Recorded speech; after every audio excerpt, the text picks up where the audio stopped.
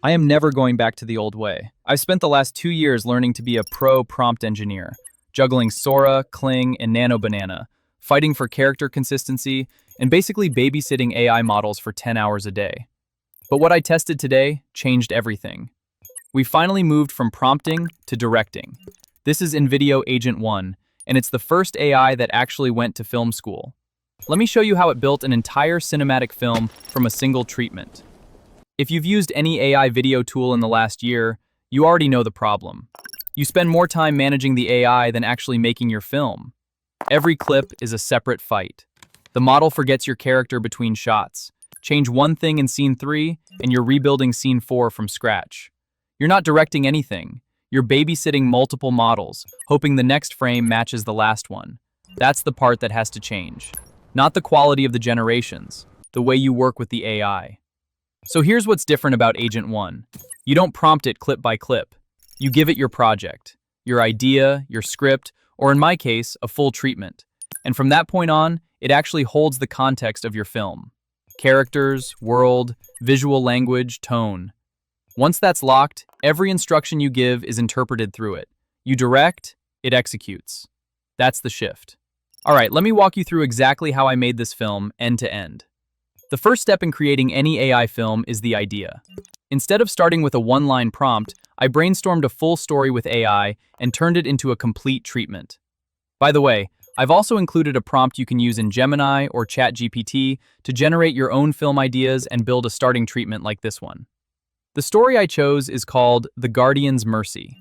It's about a weary treasure hunter named Silas, and the moral of the story is that kindness is the ultimate key.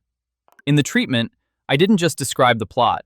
I defined the character, the world, the color progression, the creatures, and even the filmmaking instructions. Lens choices, lighting logic, the overall tone. The more specific you are at this stage, the more the agent has to work with. I pasted the whole thing into Invideo Agent One, named the project Guardian Agent One, and let it analyze the treatment. And this is where it got interesting. Instead of just replying like a normal AI chat, it started updating the entire project context. It stored the treatment, added all the main characters, creatures, locations, and the narrative breakdown. Then it suggested the production order itself. It basically said, first, lock Silas, then build the creature references, then establish the environments, then move into scene coverage, hero frames, and finally video. And that was my first sign that this thing is working very differently. It didn't just read the prompt. It actually understood how a film project should be built. Next, Agent One created the character sheet for Silas and the creature references. Then I moved on to the environments, where I added my own direction because I already had a clear idea of how I wanted the world to feel. For the Forbidden Highlands, I wanted the film to begin in a dense, ancient forest, and then gradually transition into jagged obsidian cliffs and heavy gray mist. That gives the world a visual progression. It starts grounded and slowly becomes colder and more dangerous. For the treasure gate, I wanted it to feel massive and ancient, dark obsidian, faint gold details, and when it opens, the interior should be this huge, warm contrast filled with golden light and artifacts. I also added the opening voiceover for Silas and gave Agent One some directing notes.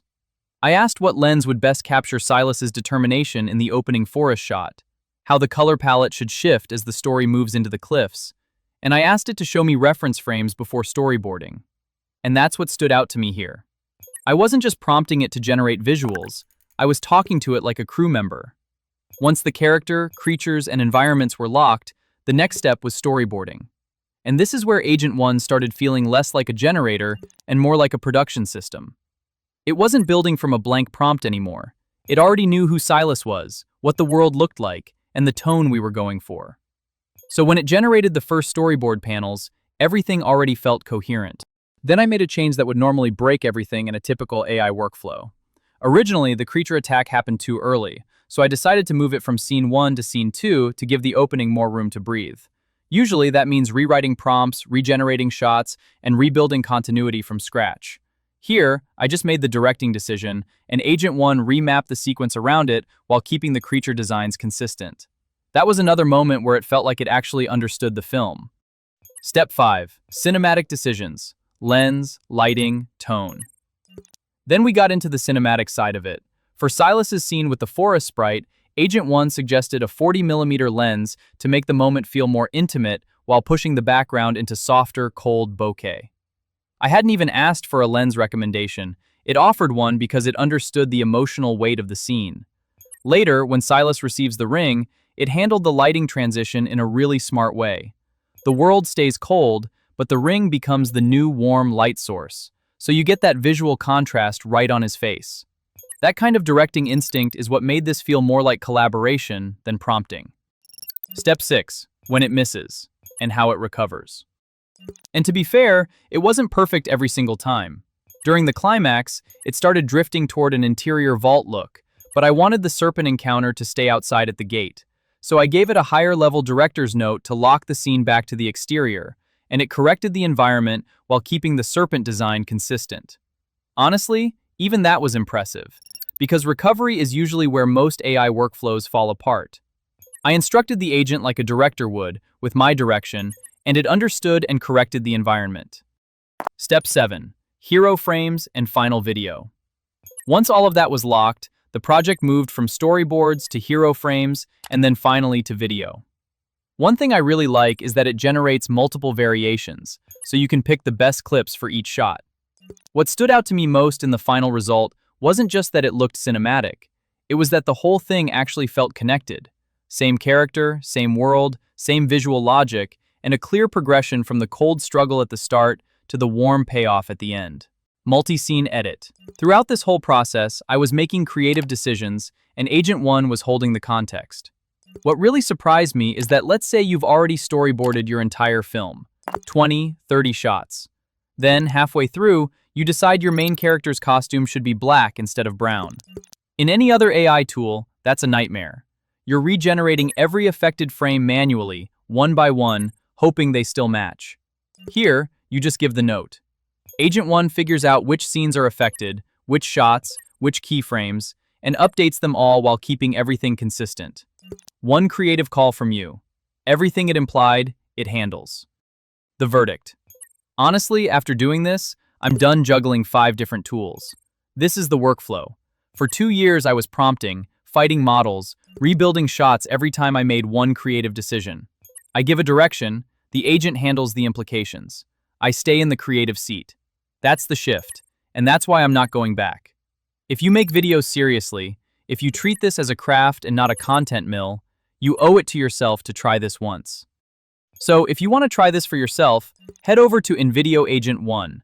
Link is in the description. Jump into agent mode, upload your story idea, script, or treatment, and start building from there. If you're a filmmaker or a serious creative, this saves you the hassle of prompting, regenerating, and fighting with AI tools that forget your project. Try it today. If this video helped you, hit subscribe. I'm posting more AI workflows like this weekly. And if you want to master Seedance 2, don't forget to check my Seedance 2 prompt guide. It has everything you need to master Seedance 2. Ever since I was a kid, I heard stories about the treasure hidden beyond these mountains. Gold beyond measure, enough to change a man's life forever. But the stories always came with a warning. They said the path was cursed, that the mountains swallowed the greedy, that no one who went looking for its riches ever returned. I had spent years chasing whispers, and every step closer to the gate cost more than the last. The air grew thinner. The ground turned black beneath my feet. Even the forest seemed to pull away from the mountain, as if it knew something I didn't. But I had come too far to turn back now. The highlands did not welcome travelers. Every shadow moved like it was watching. And then they came, small, fast, hungry.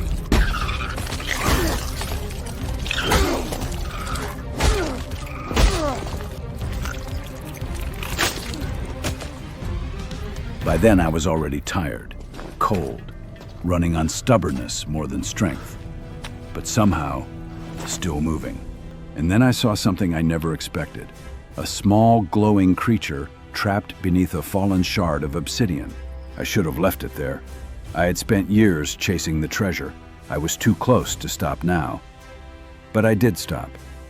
Maybe because even after all this time, I still knew what it meant to be helpless. So I set everything else aside and pulled the stone away. The creature was free. and before it vanished, it touched my hand. That's when the ring appeared, a faint ember glow at first, then warmth, cutting through the cold for the first time since I entered the highlands. By the time I reached the gate, I understood this mountain was guarding more than treasure. The gate stood before me, ancient and massive, carved from darkness and gold. And from the mist, the true guardian rose, a giant serpent, silent, immense, watching me like it already knew why I had come. I knew no weapon would save me there, so I did the only thing I could. I raised my hand. The ring burned brighter, and the serpent saw it for what it was. Not a mark of power, a mark of mercy, and instead of striking, it bowed. The gate began to open, and warm golden light poured into the cold like dawn after a lifetime of winter. The treasure was real, but standing there, I finally understood the truth.